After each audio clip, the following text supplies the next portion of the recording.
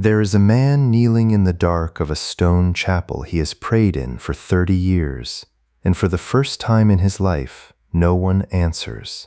He is a monk. He came to this place at 23, certain, luminous, sure of the ground beneath his feet, the way only the young and the chosen are sure. For 3 decades, the presence he gave his life to was as close as his own breath, a warmth he could turn toward in any hour and find waiting. And then, with no warning and no sin he can name, it goes silent. Not the silence of a pause, the silence of an empty house. He waits through the night for the familiar nearness to return, and it does not come. He waits through the season, through the year, and the chapel that was the center of the universe becomes 4 cold walls. The God he built his entire existence upon has not been argued away or lost to scandal. He has simply gone dark and taken everything the monk was with him into that darkness. Carl Jung spent his life studying what happens to a human being at exactly this threshold, the moment when the old self and everything it stood on dissolves and nothing has yet arrived to replace it. He understood something the monk's brothers could not, something almost no one can bear to hear while it is happening to them.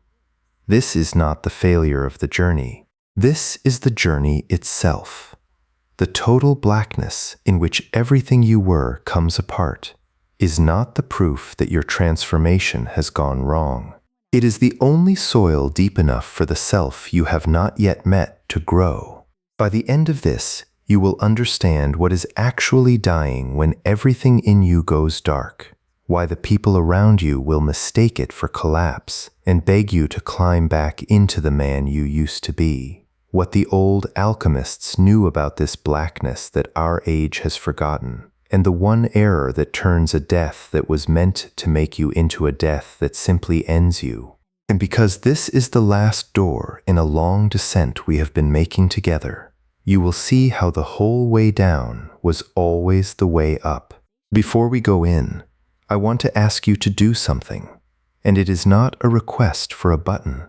If you are in this darkness right now, or you have been and barely came back, write 1 line in the comments, not for me, for yourself. A single sentence about what dissolved in you and what was waiting on the other side. Reading that you are not alone in the dark is the oldest medicine there is. If this speaks to the place you are actually standing, let that be known with a like so it reaches the next person kneeling in an empty chapel.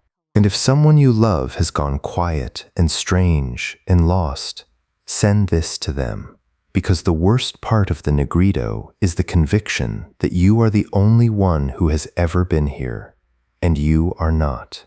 You were never the first, and you will not be the last. Now, let us go down.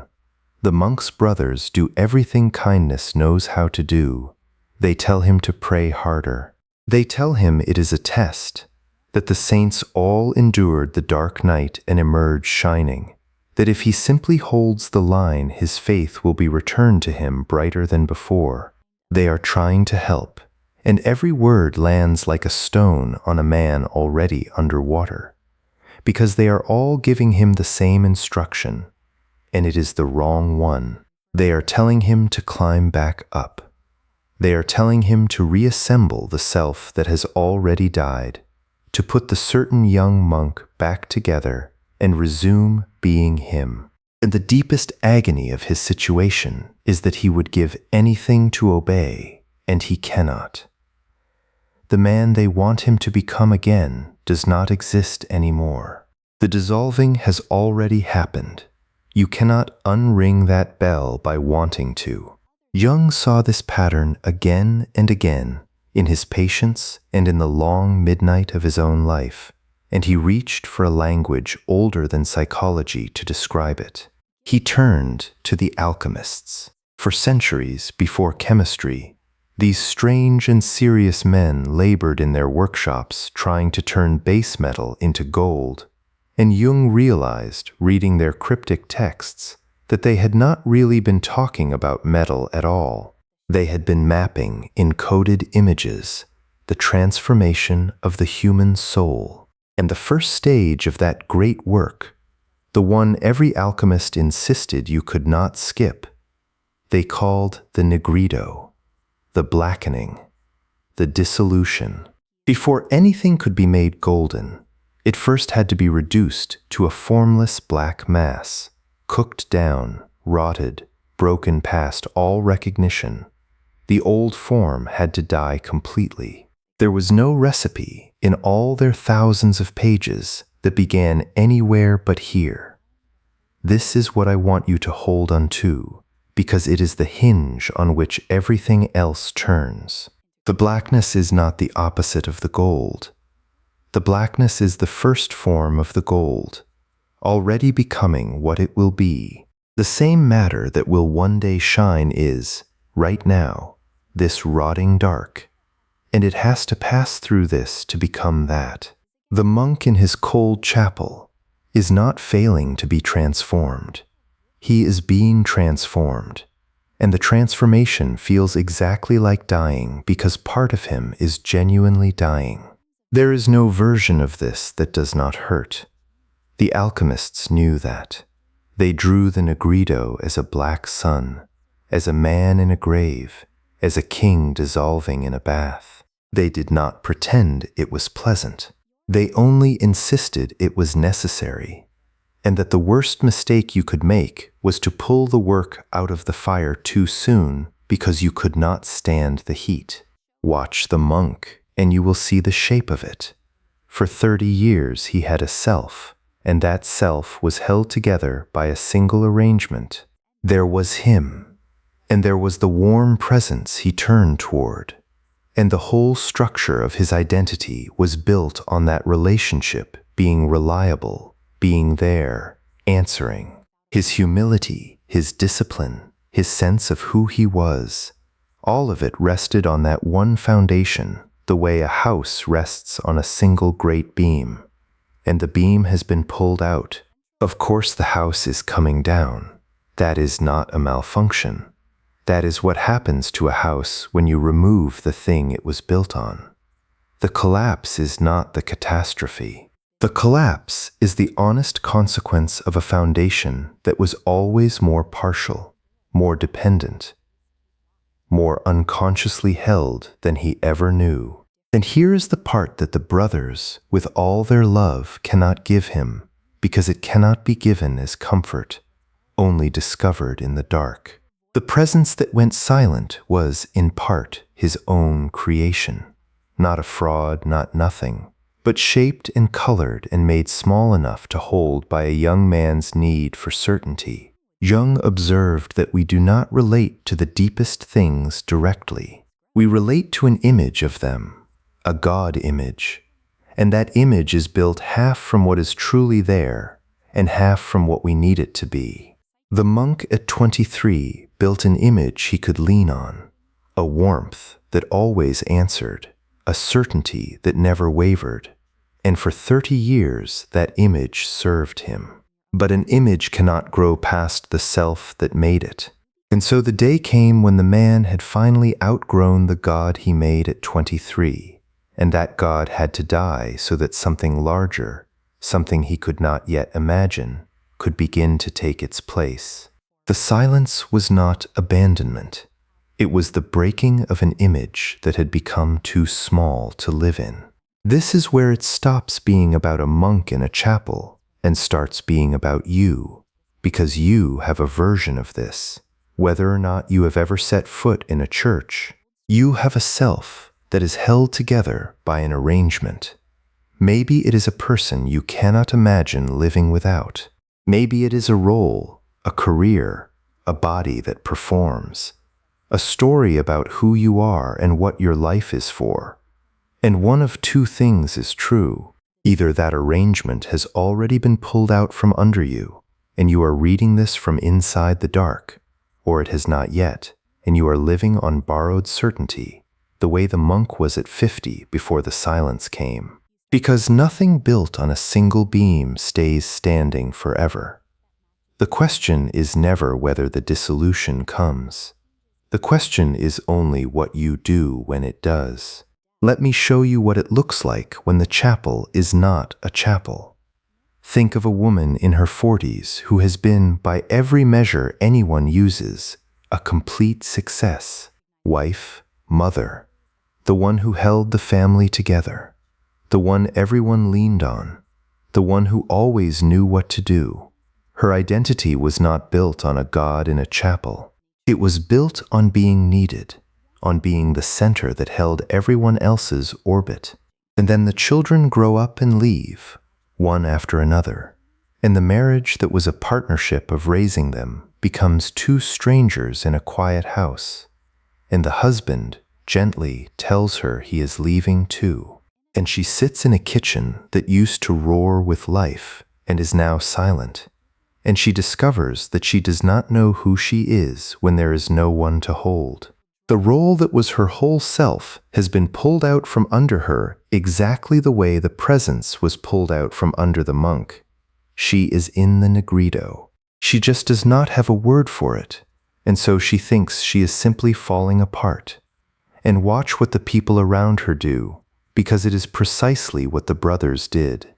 They tell her to get back out there, to find a new project, a new partner, a new identity to fill the hole before she has finished being hollowed out by it. They mean it as love, and it lands as pressure, because every one of them is asking her to climb back into a self that has already died. They cannot stand to watch her sit in the empty kitchen. Her dissolution frightens them. So they offer her, lovingly, the false dawn, and call it moving on. She has the same two roads in front of her that the monk has, the same two ways to fail, and the same one narrow way through. And nothing in her culture has ever taught her the difference between them. Let me show you what almost everyone does, because it is the first great danger of this stage, and it has a name. When the blackness descends, the unbearable instinct is to escape it as fast as possible, to find a new certainty, any certainty, to fill the void before you have finished being emptied by it. The monk could do this. He could decide the silence means a different God and rush to a new doctrine. He could decide it means there was never anything there at all, and harden into a brittle cynicism that calls itself honesty. He could numb the dark with work, with distraction, with the endless small anesthetics our age sells by the hour. All of these are the same move. All of them are reaching for a new floor before the old one has finished falling. And Jung was unsparing about what this costs you. The void you flee does not disappear. It goes underground and waits, and you will have to come back and face it later, often when you are older and have less strength for it, because the only way out of the Negrito is through. The dark you refuse to fully enter is the dark you will have to enter again. I call this the false dawn. It is the new certainty you grab in the dark that lets you stop being in the dark without ever being transformed by it. And the cruelty of the false dawn is that it looks exactly like recovery. The man who fled into a new doctrine looks, from the outside, like a man who got his faith back. The woman who hardened into cynicism looks like a woman who finally got wise. The one who buried the void in productivity looks like a person who pulled himself together. We applaud all of them. We are relieved by all of them, because their darkness made us uncomfortable, and now it is gone. But it is not gone. It has only been sealed, and a sealed Negrito is the most dangerous thing of all, because it stops the great work at its very first stage and calls the stopping a success. The alchemists had a second operation that almost no one outside their workshops remembers, and it is the exact thing the false dawn skips. After the blackening came what they called the separation, the slow and patient work of sorting through the dissolved black mass and learning what in it was true and what was merely habit, what belonged to the self that was dying and what was the living seed that would survive into the next form. This is the work the void is actually for. The dark is not just destruction for its own sake. It is the only condition under which you can finally see, without the old structure defending itself, which parts of who you were genuinely you and which were borrowed, inherited, performed, installed by other people for their own convenience. The woman in the silent kitchen, if she stays, will begin to sort. Which of these needs were really mine? And which did I simply absorb because being needed was the only way I was ever loved? The monk in his cold chapel will sort too. What in my faith was a living thread to something real, and what was a child's terror of uncertainty dressed up as devotion? I call this the long sorting, and it is the secret labor of the dark, the reason the dissolution cannot be rushed. You cannot sort what has not yet come apart. The very thing that feels like falling to pieces is the only state in which the pieces can finally be told apart. This is why the people who skip the dark stay, in some deep way, unfinished for the rest of their lives. The false dawn does not just delay the gold, it robs you of the separation, the one chance to learn what in you was ever actually yours. The man who flees into a new certainty never sorts the old one. He simply swaps one borrowed structure for another and carries every unexamined habit straight across into the new life, where it will quietly run him exactly as it did before. The dark you refuse is not only a death you postpone. It is a self-knowledge you forfeit, a sorting that will never happen. A gold that stays locked in the black because you could not bear to be black long enough to find it. The monk does not flee, not because he is stronger than the rest of us, but because he is too far gone to grab any of the exits. He has tried praying harder, and the words turn to ash in his mouth. He has tried a new theology, and it sits on his chest like a costume that does not fit. He has tried work, tried distraction, and the void simply waits behind all of it. And so, having exhausted every way out, he is forced into the one thing that actually works, the thing no one would ever choose if any other door were open. He stops trying to leave. He sits down and lets the dark simply be dark. And something begins to happen that he could not have planned, because it is the opposite of planning. As long as he was fighting the blackness, all his energy went into the fight, into the desperate reaching upward for a self that no longer existed. The moment he stops fighting, that energy turns and flows downward, and it goes places in him that 30 years of certainty had sealed off. He begins to remember things. The boy he was before the monastery, the one with questions he was taught to stop asking, the doubts he had buried under doctrine because doubts felt like betrayals, the whole underground of himself that the certain young monk had paved over in his hurry to be sure. In the silence, with the old structure gone, all of it comes back up, not as an attack, but as a return. The dissolution is dissolving the walls he built to keep himself simple. And under those walls is a man far larger and stranger and more real than the one who knelt here at 23. Jung had a word for this descending energy, and it goes against everything our climb and conquer culture believes. He saw that the psyche does not only move forward and upward toward goals and achievements. Sometimes, at the great thresholds, it deliberately pulls the energy backward and downward, regressing on purpose, returning to the formless deep where new forms are made.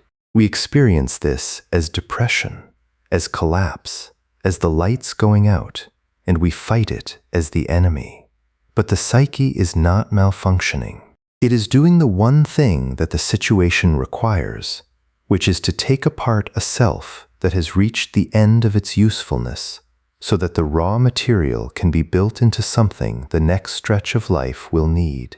The descent is not the failure of the ascent. The descent is how the ascent gets the material it will climb with. But I told you there was an error that turns a death, that makes you into a death that simply ends you, and we have to look at it directly, because it is the second and graver danger of this whole stage, and it is the precise opposite of the first one. The first danger was fleeing the dark too soon. The second danger is the opposite temptation, the one that arrives once you have learned not to flee. It is to fall in love with the dark and never come back out, to make a home of the dissolution, to decide somewhere in the depth that the darkness is the truth and the light was always the lie, and to settle there in the rotting black, mistaking the womb for the destination. Jung saw people go down into the unconscious and never return, swallowed by the very depths that were supposed to remake them. The Negrito is meant to be passed through, not lived in. It is the gate, not the country. And the one who romances the abyss, who wears the dissolution as a kind of dark glamour, and calls the refusal to rebuild a form of wisdom, has made the same fundamental mistake as the one who fled, only in the other direction. Both have stopped the work. One stopped before the dark. One stopped inside it. Neither reached the gold. The monk feels this pull. There is a terrible comfort, after the frantic months of fighting, in simply giving up on light altogether, in deciding that emptiness is the final truth and rest. It would be a relief to stop expecting anything ever to be born again. And this is the moment the alchemists drew so carefully, because they knew the Negrito had a second movement that the romancers of darkness never reach. They called what comes after it the albedo, the whitening, the dawn that rises only on the far side of the genuine black. It cannot be rushed, and it cannot be skipped, but it also will not come to the one who has decided to stay in the grave. The dark is the womb, but a womb you refuse to leave becomes a tomb. The transformation requires both the death and the willingness, when the time finally comes, to be born. What pulls the monk back from that second danger is small and almost nothing, and that is exactly how it always comes. Not a return of the old certainty, not the warm presence flooding back, not a voice from the sky, just a morning, an ordinary morning after a long winter, when he is sweeping the chapel floor as he has every day through all of it, and the light comes through the high window and lands on the stone in a way he has seen 10,000 times and never once seen. And he stops. And for no reason he can name, he is not empty. He is not full of the old certainty either. He is simply, quietly, here, in a way he has not been since he was a child, before the doctrines, before the answers. Something has been born in him that he did not build and cannot describe, and it is not the God he lost. It is smaller, and it is infinitely larger. It does not answer his questions. It makes the questions bearable. It does not give him back his certainty. It gives him something certainty never could, which is the capacity to live without it and not die. The woman in the kitchen reaches her own version of that morning, though it comes for her not over a chapel floor, but over a cup of coffee gone cold while she was staring at nothing. She has stopped waiting for the phone to ring with someone who needs her. She has, after months, stopped flinching at the silence. And one ordinary afternoon she notices, with a small shock, that she is reading a book she chose for no reason except that she wanted to, with no one to report it to, and no one it serves, and that she is quietly content. not happy in the old roaring way, content in a way she has not felt since before she became everyone's center. The role died and did not come back, and in the cleared ground something she had not known was in her began, very slowly, to grow. She is not who she was. She is, for the first time in 20 years, someone she actually chose. If that landed somewhere real in you, take a breath and hold it, because what she found is available to you too, and it is on the far side of the exact thing you are most afraid of. Jung called the goal of this whole long process individuation, the slow becoming of the person you actually are underneath everyone you were taught to be.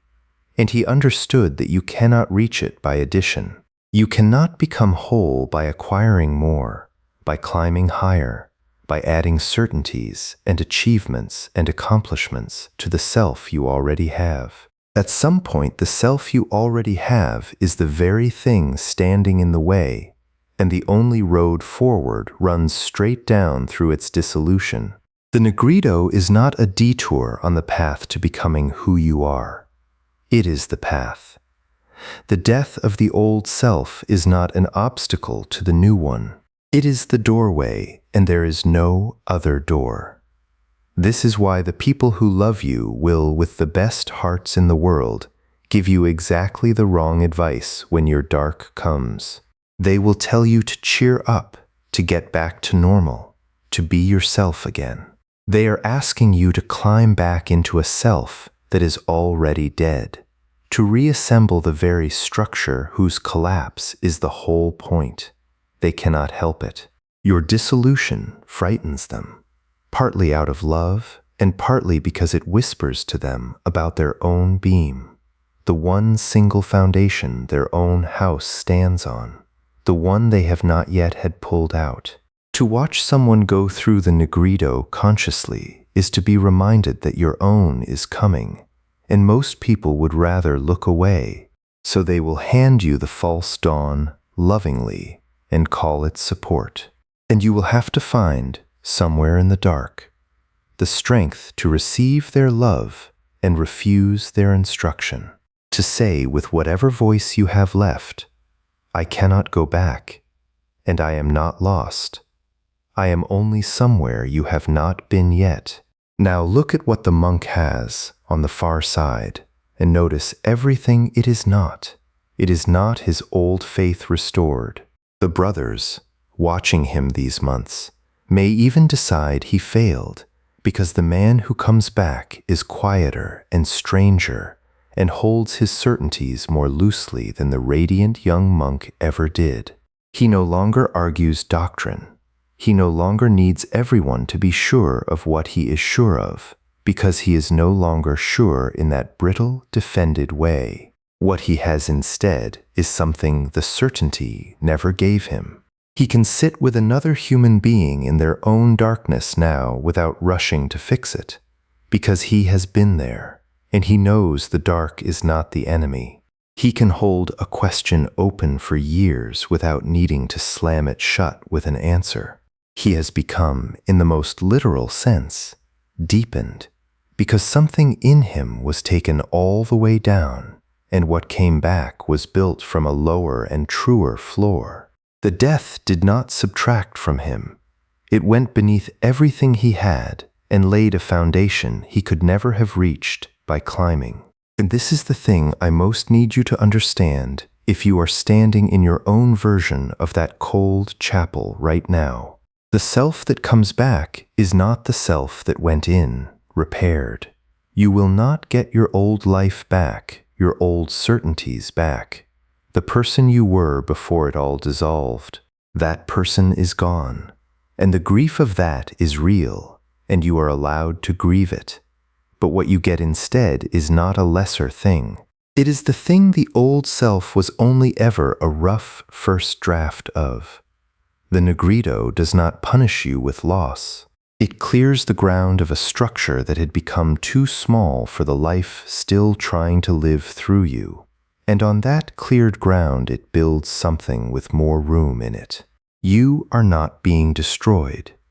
You are being unbuilt so that you can be built again, closer to true.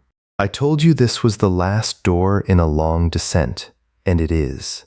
So let me name what that descent was actually doing, now that we are standing at the bottom of it.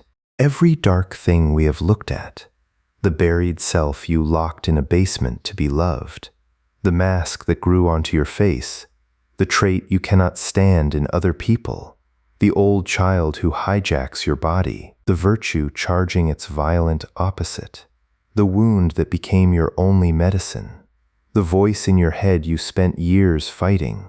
Every one of them was a small death you were being asked to die. A piece of the false self being dissolved so a piece of the true one could come up. And all of those smaller dissolutions were rehearsals for this one, the great Negrito, where it is not a single trait or pattern that dissolves, but the whole self, the entire structure, the last foundation you thought was solid ground. The descent was never a series of separate problems to be solved. It was one continuous unbuilding, one long dying of who you were taught to be, so that the one you actually are could be born at last. We were not collecting techniques. We were learning, the whole way down, how to die without being destroyed by it, because that is the one skill the deepest transformation requires, and almost no one is ever taught it. Jung put it as plainly as he ever put anything. There is no birth of consciousness without pain. We try, our whole lives, to grow without dying, to become more without losing anything, to reach the gold while skipping the blackening, and it cannot be done. The very thing in us that wants to skip the death is the old self fighting for its life, and its survival is exactly what stands between us and who we could become. The willingness to let the old self go, to sit in the dark and let it be dark, to refuse both the false dawn and the romance of the abyss, and simply wait through the genuine death. That willingness is the rarest and most necessary courage a human being can find. It is the courage at the very bottom of everything. So let me bring this all the way back to where we started, to the man kneeling in the dark of a chapel where no one answers. We thought, at the beginning, that we were watching a tragedy, a man of God abandoned, a life's foundation pulled out from under him in his 50th year. And the brothers thought so too, and the monk himself thought so through every black month of it. But that is not what we were watching. We were watching the only thing that could have saved him from spending the rest of his life worshiping a god he had long outgrown. We were watching a death that was never the end. The silence was not the universe turning away from him. It was the universe refusing to let him stay small. The dark was not his punishment. It was the only place deep enough to grow the man he was actually meant to become. And it had been waiting patiently his whole certain life for the day he would finally be emptied enough to enter it. If you are in that dark now, I will not tell you it is a gift, because that would be a lie, and you are sitting in too much real pain to be lied to. I will not tell you to be grateful for the dissolution while it is still dissolving you. I will only tell you the one true thing the alchemists carved into all their coded books, and the monk discovered on a cold chapel floor, and Jung spent his life confirming. Nothing is ever reborn that did not first truly die. The blackness you are terrified of is not your grave. It only looks like one, because you are standing in it before the dawn. It is the soil, the deepest and richest soil there is, and the only soil deep enough to grow the self you have not yet met. You cannot skip it. You were never meant to, and you will not stay in it forever, no matter how endless it feels tonight, because the dark, when you stop fighting it and stop romancing it and simply let it do its slow work, always turns, in its own time, toward the light. If this reached the place where you actually live, Write one line in the comments, not as a performance, but as a flag you are planting in your own ground. The death was not the end. And if you have walked the whole descent with me, all 20 doors of it, then you already know what the last one was for. It was never about learning 20 separate things. It was about being slowly, deliberately, lovingly unbuilt, all the way down to the soil, so that the person reading these words could finally begin to grow into the one who was always underneath. The dark you were terrified of is not your grave. It is the only ground deep enough to grow the self you have not yet met. Thank you for descending this far with me. Thank you for not looking away. See you in the next dimension.